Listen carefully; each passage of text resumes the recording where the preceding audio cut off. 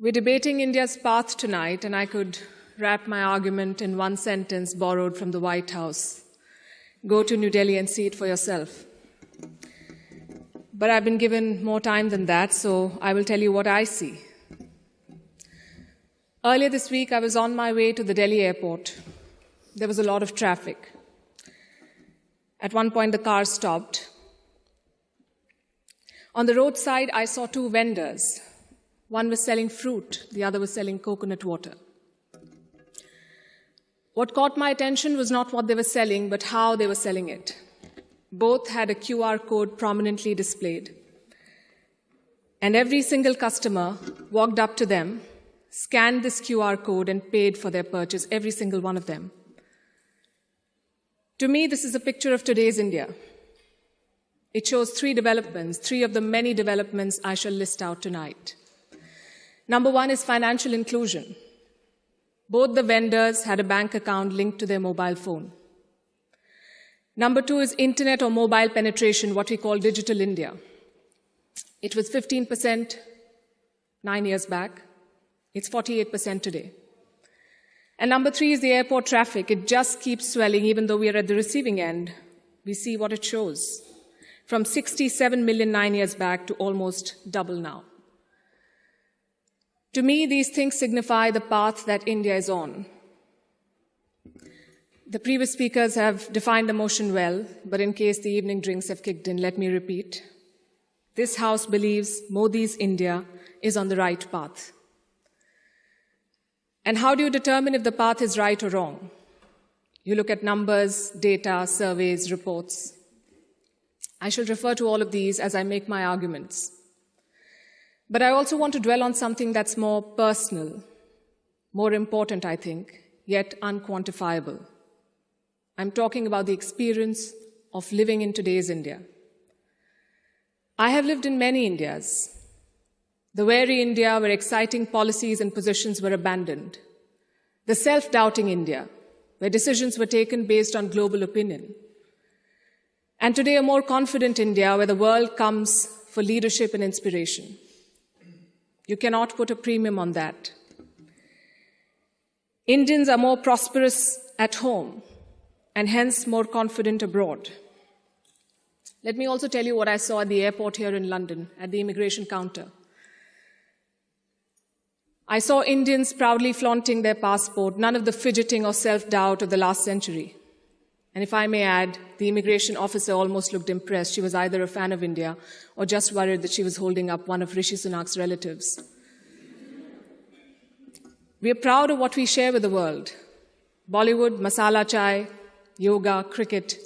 India today is a soft power giant. At the same time, India is not a timid democracy that tolerates terrorism or betrayals. When Pakistani terrorists attacked Kashmir's Pulwama, India carried out surgical strikes on Balakot. Today's India is not a pushover country. It's a world power denied. Today, invasions and colonialism are part of our history, not our identity. We are shaped by years of subjugation, not defined by them. We are excited about our global responsibilities, not wary of them. This change in confidence comes from growth at home. Which brings me to the numbers. I'll start with India's welfare state system and how it has fared in the past decade. 110 million new gas connections, 470 million bank accounts, 220 million insurance beneficiaries. And to be fair, the welfare concept is not new to India. It's been there for a while. What's new is the approach. It's not just about putting more money in the pocket, it's about empowering people. And the result, once again, the evidence shows in the numbers. India's per capita income has gone from 86,000 rupees in 2014 to 172,000 rupees now. It has doubled. And a big reason for that is the falling inflation, from more than 8% 9 years back to less than 6% today. And this, ladies and gentlemen, is in the middle of a global cost of living crisis. Foreign direct investment is at its highest level. Foreign trade is at its highest level. The growth mantra is connectivity. And I don't have to tell the British that. First thing you did in your colonies was build roads and railways. Our growth story has been about two Indias. The urban India, the bustling urban India, and a sluggish rural India. Today, we are trying to connect the two. We are building more than 38 kilometers of highway every day, which is 50% more than what it was 7 years ago. The number of airports has doubled since 2014. The total capacity at seaports has doubled. This connectivity is what is driving India forward. You mentioned GST. Our constitution calls India a union of all states, which is a great tribute to our diversity. But it also meant 28 different state economies, different taxes, different trade practices. This government tried to unify it to create a single Indian market. It took time, but the result is this today. Tax collection is at its highest ever. The number of taxpayers has doubled since 2017. I have a lot of data I could go on, but you get the drift. So now I'm going to talk about India's global position. Because your path is also about your role in the world. Are you a troublemaker or a consensus builder? I think there is no doubt as to where India stands. India is a member of the Quad and the SCO. India is invited to the G7, but is also a member of the BRICS. India rubs shoulders with the West, but also leads the global South. Which other country can claim to juggle these roles? And how does India do it? Because we are not trying to play an outsized role in the world, we are trying to play the right role. In the Russia-Ukraine war, India has not taken sides. And I know it confuses a lot of people here, but back home the thinking is very clear. It is not in our national interest to pick sides and make things worse. India has excellent relations with Russia and the West, and we want to preserve that. It's like when your two good friends fight. Do you pick sides and make things worse? Or do you try to talk sense to them and bridge the divide? I know what a good friend would do. I see what India is doing. India has always been, or always tried, to be a part of the solution, not the problem. Look at our neighborhood policy. When Sri Lanka was sinking, India provided assistance worth $4 billion, no strings attached, no grudges held, for Colombo's proximity with China. A lot of people say that India is losing control of South Asia. I say South Asia was never India's to control. New Delhi is building relations based on mutual respect and equality, and the results show beyond government interactions. Countries like Nepal and Bhutan are using India's online payment systems. Students from the neighborhood come to India for training, grants, and scholarships. This government has aced what we call Buddhist diplomacy. It is leveraging India's position as a cradle of Buddhism. All these initiatives have made India popular. The world stands with us against Chinese expansionism. The global South looks up to us for leadership. The global North looks up to us for partnership. I think that's the hallmark of great diplomacy and statecraft, when you're loved and respected in all quarters. More importantly, when you're trusted in all quarters. India repaid that trust during the COVID-19 pandemic. When the world forgot about morals and globalization, India sent 24 crore vaccines to 100 countries. And you saw the result of that in Papua New Guinea. When Prime Minister Modi landed there, their Prime Minister touched his feet. This was not a personal gesture to a leader. This was a vote of thanks to the entire country. Let's talk about domestic affairs. Kashmir was brought up.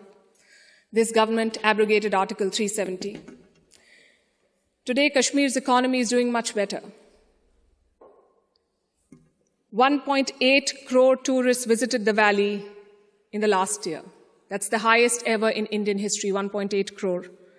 Kashmir is getting its first ever foreign direct investment, and that too from a company in the UAE. But since this is Kashmir, let's not limit ourselves to finances. Let's talk about security. Terror attacks in the valley have almost halved in the last few years. The numbers are staring in your face. Security is better, economy is better, Kashmir is better. Plus, we have corrected a historical wrong imposed on India. Let me also address something else that was raised by the opposite side, and that is religious intolerance. It's easy to quote anecdotal evidence and paint an entire country as intolerant. But random elements and sporadic incidents do not speak for India or its leadership. or its government. Only policies do, and I'll tell you about those policies. More Muslim students got scholarships in Modi's first term than the previous government. I'm talking about 2 million more Muslim students. If the idea was to marginalize them, why give them more scholarships? Look at the government's Hajj policy. Prime Minister Modi held personal talks with the Saudi regime to increase India's Hajj quota. In 2014, it was 136,000. By 2019, it was more than 200,000. Again, if the idea was to marginalize Muslims, why increase the Hajj quota? This government abolished triple talaq. Would you call it reform or repression? Let me also tell you what a Pew study found in 2021. It runs counter to every argument that will be made here tonight. It found that 89% of all Muslims and Christians in India say they're free to practice their religion. I'll repeat, 89% of all surveyed Muslims and Christians, but no, let's build on perceptions and anecdotes, not on facts. I would also point you to all the social schemes, the bank accounts, the gas connections, the insurance policies. They're available to all citizens of all religions. Does that mean India cannot do better? Absolutely not. Even one incident of marginalization is one too many, but how would you judge an entire country's path? In fact, it struck me when I was invited for this event, why would Oxford University be interested in debating the path of Modi's India? Because India has defied Western predictions.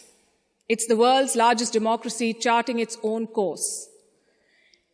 India today has shed the burden of trying to comply with Western constructs. No amount of lecturing or virtue signaling is shaking India's confidence, and that is what unsettles critics. There are hit-and-run experts with no accountability who make pronouncements based on their political leanings to create an anti-India narrative. GDP growth won't touch 5%. There was corruption in the Rafale deal. The government was snooping in opposition parties using Pegasus. All of these make for juicy headlines. And they make it look like everything is wrong in India.